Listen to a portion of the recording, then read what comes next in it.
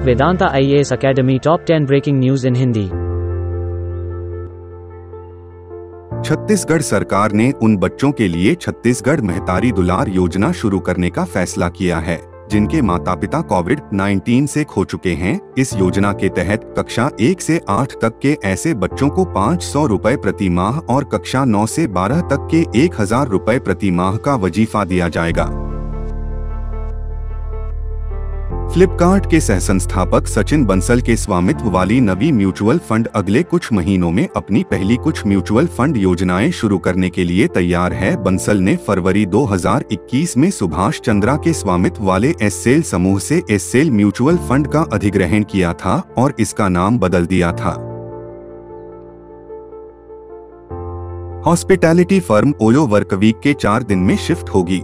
Company ने बिना किसी सवाल के पूछे जाने वाले लचीले अनंत पेड़ पत्तों की पहल भी शुरू की है।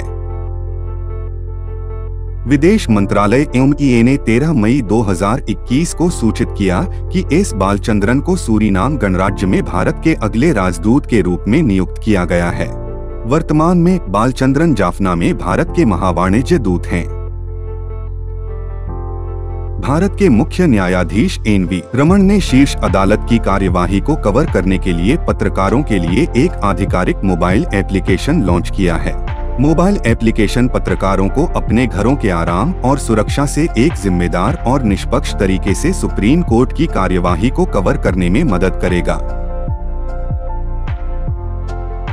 वित्त मंत्री ने 13 मई 2021 को घर खरीदारों को जमीन पर कब्जा सौंप दिया क्योंकि किफायती और मध्यम आय वाले आवास के लिए केंद्र की विशेष खिड़की स्वामी ने अपनी पहली आवासीय परियोजना पूरी की।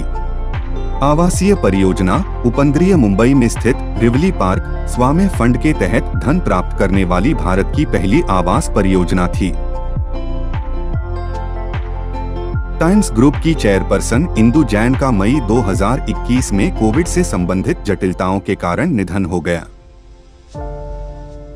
नेपाल में राष्ट्रपति विद्या देवी भंडारी ने केपी शर्मा ओली को प्रधानमंत्री के रूप में फिर से नियुक्त किया है क्योंकि विपक्षी दल 13 मई 2021 को रात 9 बजे तक गठबंधन सरकार बनाने में विफल रहे।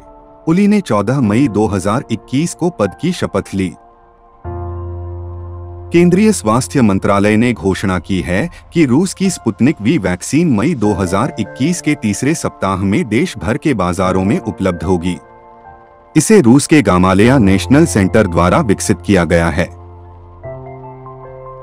चुनाव आयोग ने हाल ही में मतदान वाले राज्यों असम, बिहार, केरल, तमिलनाडु, पश्चिम बंगाल और केंद्र शासित प्रदेश पुडुचेरी से सीखने, अनुभवों, कमियों की पहचान करने के लिए एक कोर कमेटी गठित करने का निर्णय लिया है।